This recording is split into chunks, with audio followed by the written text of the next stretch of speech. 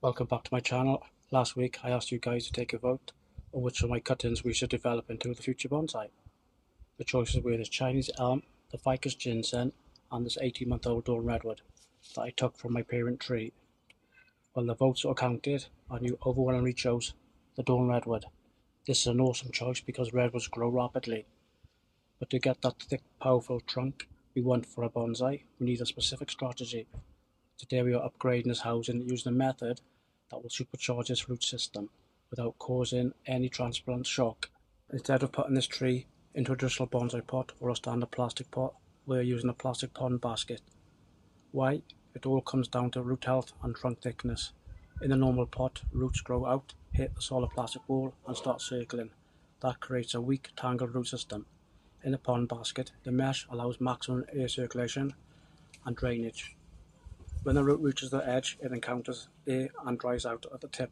This is called air pruning. It forces the tree to constantly send out thousands of tiny white fibrous feeder roots closer to the trunk. More feeder roots mean faster nutrient uptake, which means a much thicker trunk much faster. Because this tree is only 80 months old and right in the middle of its growing phase, we don't want to disturb the roots today. We aren't doing any heavy bare rooting or root pruning. Instead, we are slip potting. This simply means gently sliding the entire root ball out of its current home and dropping it directly into the larger basket. Because the existing root structure stays completely intact, the tree experiences zero shock. It won't stall its growth for even a single day. It will just immediately start expanding into its new space. First, we need to add a base layer of soil to the bottom of the basket. Because pond baskets drain so incredibly fast, you want a soil mix that holds a good amount of moisture but still remains loose and gritty. I'm using a blend that ensures excellent oxygen flow around those emerging roots. We want to fill the bottom just enough so that when we place the redwood inside the top of the soil, it currently sits just below the rim of the basket. Never bury a trunk base, as redwoods need their root flare exposed. Now let's make the move. I'll slide the redwood out. You can see those roots are healthy and ready for more space. We drop it right into the middle of the basket. Now I'm just going to add some slow release fertilizer around the perimeter of the roots and to the edge of the pot. As this is a slow release fertilizer, it won't burn the roots.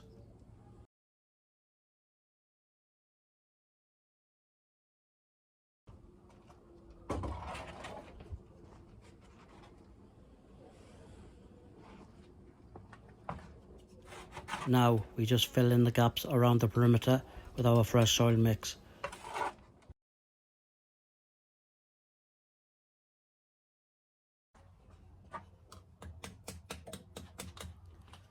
Give the basket a few firm taps to help the soil settle into any air pockets around the edges.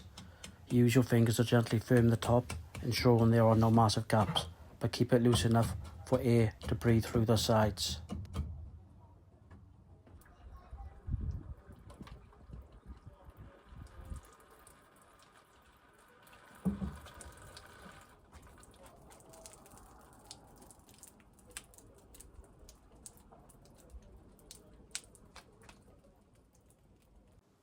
Because it's a pond basket, you want to water it until it runs completely clear out of the bottom and sides. Since we slip potted, this tree can go straight back into its sunny spot without any recovery time. Over the next few months, these mesh sides are going to work magic on the roots. Thank you to everyone who voted. Drop a comment below on how you think we should style this in the future. Hit subscribe to follow its bonsai transformation, and I'll see you in the next video.